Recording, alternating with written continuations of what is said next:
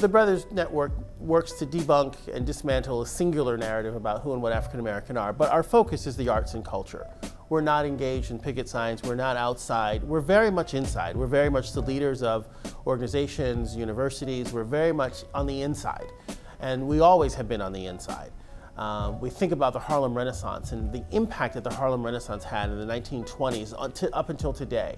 Many people, not me, but many people say that we are the Harlem Renaissance of this particular century. I'm real honored and happy and proud to be a part of the Brothers Network. In that there are a couple of things. I think it's like a restoration of an idea, of a movement that was at least around during the Harlem Renaissance. And that what you're in the process of is collecting information and images that's invaluable. That will not only show the rich talent of African American men in this country, but give me a chance to feel like I'm one of them. For the most part, I would say that I'm a writer, though I'm employed as a professor at Temple University. I teach in the English department, which is, to be honest, a sort of odd place for an African American, because English, always being a professor in the English department is a bit of a job. And it takes some effort to establish oneself as a legitimate area of study in the profession. We're bringing together artists and intellectuals and students and professors in a space where they can see how important it is to have had these contributions in every possible way in our society. When I came to the city of Philadelphia, the city of brotherly love, that there was really not as much brotherly love that I had anticipated, quite frankly. And so I wanted to create and re-energize the city in that way by bringing together men of the African diaspora around arts, culture, dialogue, and discourse. So I set out to find those men who I had become familiar with, or the archetype of those men, in the cities in which I had lived, worked, and played before, and traveled to around the world. I think I see myself in the world as a leader. There are a few things that I'd like to do both in the city and in the world in terms of reshaping how the city works. And really, you know, I have some aspirations for the United States as well. A lot of this ties in with reshaping how people like me are perceived. So many of the times that I meet people who bring interesting things to the table, neat things to the table, and a lot of what we do is discounted. I was once, I was working with an attorney, or I encountered an attorney. I was working with the district attorney's office, and I met one of the senior public defenders of Philadelphia public defenders. And I was dressed great, and I heard her name. It was, I don't know if I should say it, it was a German name. And so I asked her, I said, "Verstehen Sie Deutsch?" I was interested because I always like to get my German practice in. And she says, yes, she responded in English. She says, yes, and then she said, ein bisschen, like a little bit of German. And we had a back and forth, a little volley of very small German. Her German wasn't that great. But then she asked me, she said, you must be in the service, right? And by that she meant the military service. Yeah, she meant the military service. And I said, must I have been? And she said, well, yeah, you speak German. And for me, all the work that I had done as a German student, all the trips that I had taken to Austria and Germany on my own, not with the US military, I've never been in the military, all that was reduced to some formula that if I'm black and I've been abroad, that it must have been through the United States military. For me, it said that all the opportunity, all the hard work, all the study that I'd done on my own because I wanted to was irrelevant because I was seen through this one lens as a worker or a fighter. So I didn't do it myself, but I found these men, two professors, an artist, and a PhD in economics. And so we sat down many Saturdays in a coffee shop and cranked out what was to become the Brothers Network. And we had a mission and vision and value statements, and we plugged over them and changed them and edited them and re-edited them until we came out with what we have today to be able to put out not just a narrative, not just storytelling, but an amplification of the brilliance of who and what black men are. We're in my office. This is the City Year headquarters for City Year Philadelphia, and I assume the role of the Executive Director and Vice President for the organization. I've been with City Year for a little over 6 years now. I think that the dialogue is incredibly important and the awareness is incredibly important about African American men because we all too often have so many other influences around a label? So I guess I have two careers. The most important one is as a jazz musician and vocalist and a pianist.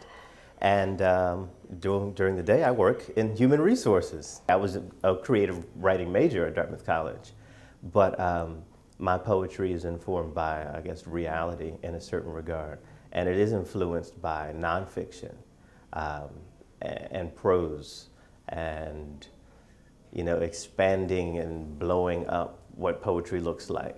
I think I have a cadence of 7 in my work. He kind of noticed that, which was not necessarily intentional. That was, I write the way I speak, and I sing the way I speak, because for me it's all about the story, it's about the narrative. My days are really varied. I spend time doing everything from taking pictures, shooting video, editing pictures, working on productions for other people where I specialize in light and video. So it's kind of varied, it's all over the place. One day I may be doing projection for someone using multiple projectors. Another day I might be shooting a video for someone, and then on another day I might be shooting headshots. I've worked with Tony Blair, former British Prime Minister. I've had the opportunity to work with Stephen G. Breyer, the Supreme Court, as well as Mike Mullins from the Joint Chiefs of Staff. I've had the opportunity to work with Tony winners like Brian Stokes Mitchell and Bettina Miller. We initially started the Brothers Network with the tagline, Black Beyond Boundaries, because we wanted to look at the boundlessness of black men and who they are. And that boundlessness I had seen in the other cities in which I had lived, worked, and played. So in Baltimore I saw it, in New York City I saw it, in San Francisco, Oakland I saw it. I saw it everywhere. I saw it in New York City. And I saw a broad range of representation of who and what black men are. And when I got to Philly, it seemed to me to be a little bit truncated. It seemed a little bit smaller. It seemed a little bit not fully developed in the way I had seen it before. And so I have a board that guides me and supports me all at once. The board is comprised of 6 dynamic individuals from around the country. One is Coleman Domingo, who is an award-winning actor and playwright and thinker, who actually is from Philadelphia, who works between New York and London and lives between New York and London. Jerry Johnson lived in Philadelphia previously, where I met him. He came on and did some writing for us and wrote about us as well, and we invited him to become a board member to guide us and keep us our mission and vision and values straight. I see the Brothers Network as this, this well of inspiration that I can always return to. I know you guys are based in Philadelphia, and I moved to New York, but at any time I'm so glad that you guys are expanding to New York, because every time I attend an event, I'm always feel rejuvenated, inspired, amazed, and I feel I'm among people who understand me, and I feel that much more courageous to, chase my dreams, because I see people in the network are full of people who are excelling, and that's the standard. And I just can't think of a better group of people. What we really love about this organization is the spider networking effect. So people attend an event, they hear about it, they come, and they tell other people. Maybe they do it digitally, but it's this one-on-one kind of thing. And could we amplify it? Sure. Would we like to? Absolutely. But the core of this group and this organization, and the fact that it is now across the country, says something about the one-on-one contact. And me and my colleague, we stopped by a talk that you guys were giving. I think I'd seen it, an advertisement online. It was a talk by Keith Clark. He was discussing his book about August Wilson, James Baldwin, and I believe Ernest Hardy. And it was a really transformative experience. The conversations that were had were just so intelligent, so brilliant, and I felt like I finally felt a place, where I belonged and where I was inspired. The other component of the Brothers Network is we're not just a group of guys doing this. Again, really smart people put it together, but more importantly, we've evaluated our success. So the Brothers Network has hosted over 300 events with our partners in Philadelphia and around the world. And we don't really use the word event in that way. We'll use it for the context of this, but we like to say this is a learning activity, this is a cultural event, this is a cultural program.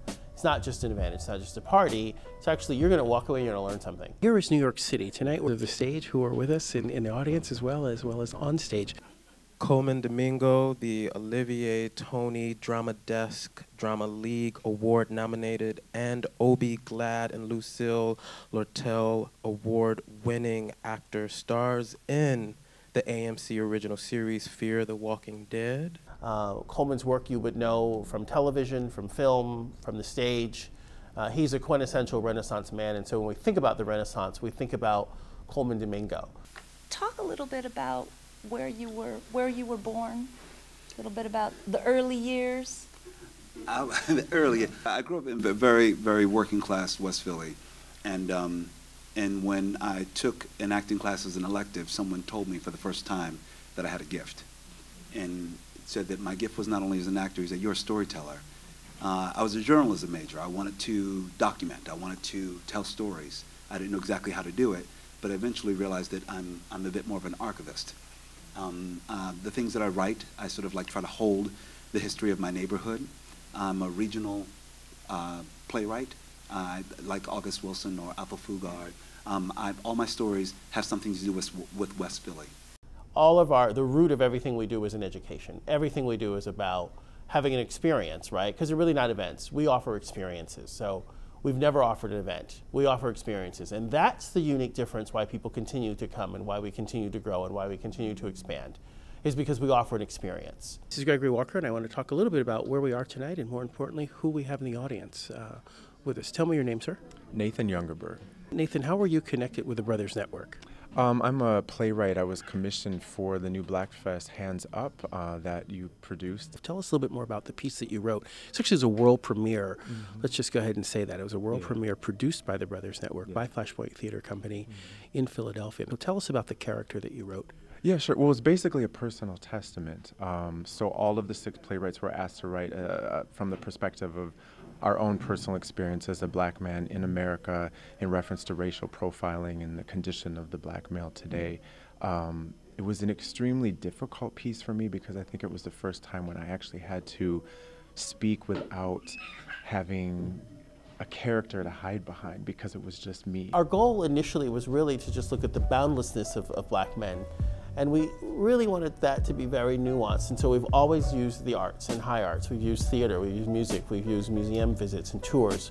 We've gone to sort of docent-guided tours by artists who are African American. People didn't know that African American artists existed in the 1900s or the 1800s for that matter. I've been an artist for about 20 years now. I prefer 3-dimensional work, although I do 2-dimensional, but because I like to see work in the round, I've been always attracted to 3D work because I want to develop the back of the pieces to also has a level of abstraction to it. This is Gregory Walker, Creative Director of the Brothers Network, in front of Cosmo White's Run and Tell the People, an amazing sculpture. Live, we're actually here listening to it. That's right, listening to sculpture. His contemporary art is outstanding, and so we just wanted to share a little bit of this particular piece live with you today at the Brothers Network. It's something that I feel I've been missing out on all my life. You know, I always feel kind of so singular when I go to plays and go to events, and I'll drag, you know, my friends of color with me, my black friends with me, but that's black men dragging black men, right? And then, but it's usually just me and, you know, a whole sea of white faces, and I'm used to it, I guess, now. But it was refreshing to find something that represented exactly what it was that I feel and think and believe as far as, like, you know, theater and arts and culture goes. So I was extremely impressed and excited about what you're doing. The Brothers Network is inclusive of all people who are of a marginalized background in this country and around the world. Anyone and everyone who's marginalized. When they value and center whiteness as the dominant culture, maybe you come up with some skewed narratives about who people really are. Now when they walk out into the street and they see a black man who's in his 30s, who's thin with a hat on, is on his way to a class about theater, and he's here with me tonight. So this idea of decriminalizing and opening up, not only decriminalizing, but just, you know, eradicating this deficit-based narrative to a fully asset-based narrative for everyone. I'd love for the brothers, for you, those who are watching, to follow the Brothers Network on Twitter. We're at the Bronet, TheBronet. I'd love for you also to visit our website, www.thebrothersnetwork.guru. Again, www.thebrothersnetwork.guru. thebrothersnetwork.guru. Everyone is welcome to participate in our activities and events. You don't have to be lofty or a scholar to attend. Everyone is welcome, men, women, everyone. You will walk away from our experience enlightened and empowered and slightly more engaged in your community, not only locally, but nationally and internationally.